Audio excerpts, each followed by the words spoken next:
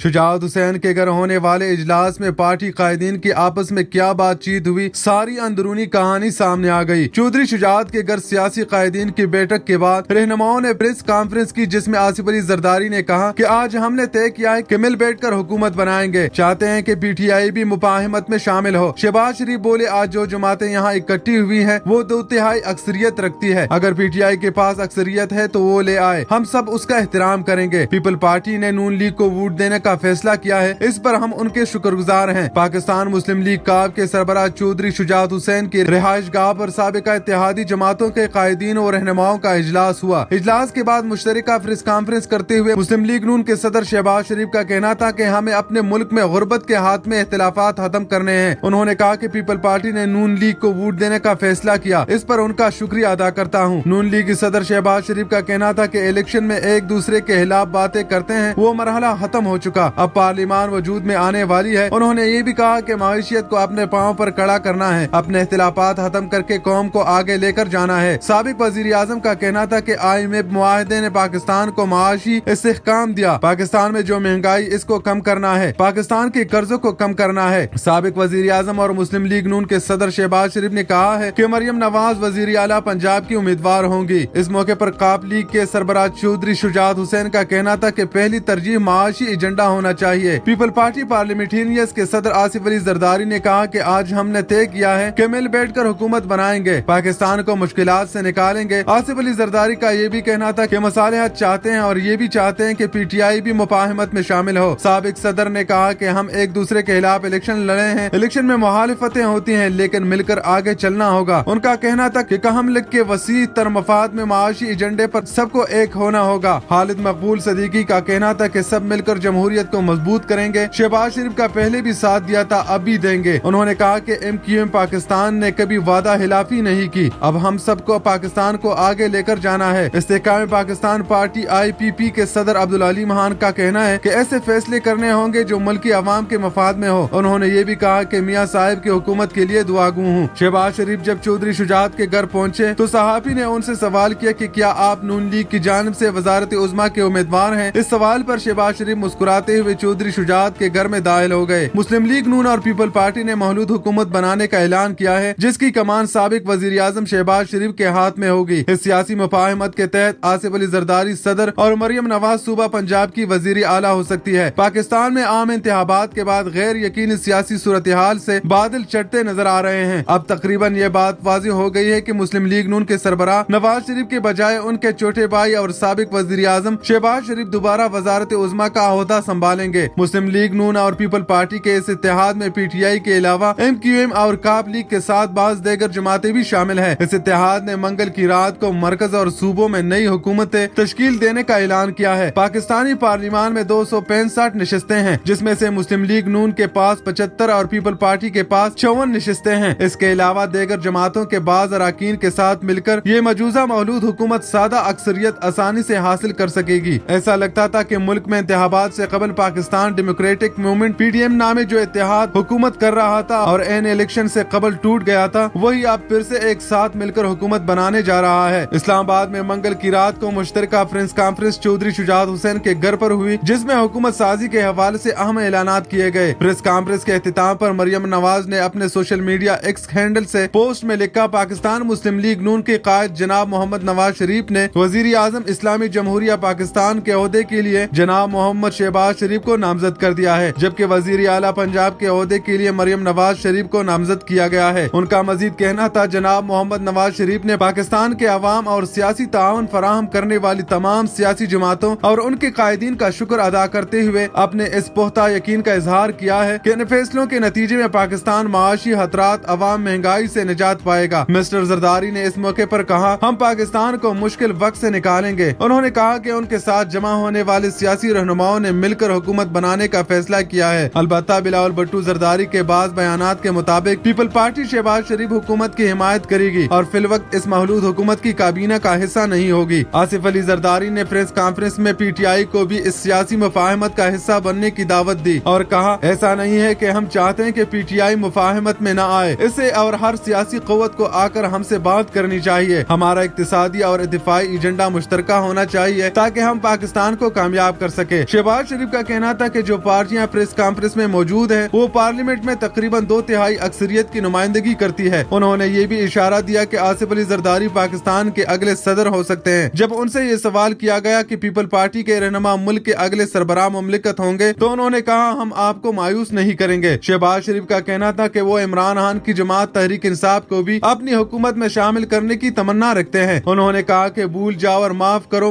और भूल जाओ, आओ मुल्क की बेहतरी के लिए हाथ मिलाए, खुद के मफादात को कुर्बान करे, अना के मसले को एक तरफ रखे। अलबत्ता इमरान खान ने दिन में पहले ही इस इम्कान को मुस्तरद कर दिया था। दारुल हुकूमत इस्लामाबाद के बाहर अडियाला जेल में अदालत में पेशी के दौरान गुफ्तगू करते हुए उन्होंने कहा था कि उनकी जमात ना तो मुस्लिम लीग नून के साथ बैठेगी और ना ही पीपल पार्टी के साथ। बैनुल-अक़वामी ताल्लुकात के प्रोफेसर और बरतानिया और आयरलैंड में पाकिस्तान के साबिक हाई कमिश्नर अकबर अहमद ने खबरदार किया कि ऐसा लगता है कि इत्तेहादी मुआहदा फिर वही डा के 3 पात वाली बात है, क्योंकि ये एक कमजोर मखलूत हुकूमत को एक मजबूत और गैर मुतमईन PTI के अपोजिशन और उसके हामियों के खिलाफ खड़ा कर देगा। DW से बात करते हुए अहमद ने कहा कि अगर शहबाज शरीफ हकीकत में दोबारा वजीर आजम बन जाते हैं तो इसका मतलब यह है कि जरदारी एक बार फिर सदर बन जाएंगे। उन्होंने कहा कि इससे इन शख्सियात की वापसी की तौर पर देखा जाएगा जिन पर इमरान खान करप्ट और नाअहल होने का इल्जाम लगाते हैं। अहमद ने कहा आपके पास नवाज शरीफ की जमात मुस्लिम लीग है जो हुकूमत बना रही है, लेकिन यह हमेशा एक कमजोर हुकूमत रहेगी क्योंकि वो मुसलसल अपने इत्तेहादी पार्टनर पीपल पार्टी पर इंहिसार करेगी जो कि दर हकीकत ओहदा सदारत का मुतालबा कर रही है। अहमद ने यह भी कहा कि खान की बतौर वजीर आजम बरतरफी के बाद से पाकिस्तान में जारी मुतनाज़ा मुहिम और PTI की जानिब से इसके साथ होने वाले सलूक के बारे में शिकायत ने पाकिस्तानी अवाम के गुस्से को जगा रखा है। उन्होंने कहा कि ये गुस्सा खत्म होने वाला है जब तक कि नई हुकूमत कुछ वाज़ेह मसाइल को हल नहीं करती। उन्होंने सियासत में पाकिस्तान की बाअसर फौज के किरदार को भी तस्लीम किया। फौज तो मौजूद है लेकिन खुफिया तौर पर है जैसा कि वो थी, लेकिन इसके साथ ही अवाम इसकी ताकत और अहमियत को समझते हैं। उन्होंने कहा कि गुज़िश्ता हफ्ते की पोलिंग के बाद फौज पर अवामी तनकीद में माजी से भी कहीं ज्यादा जोरदार आवाज थी।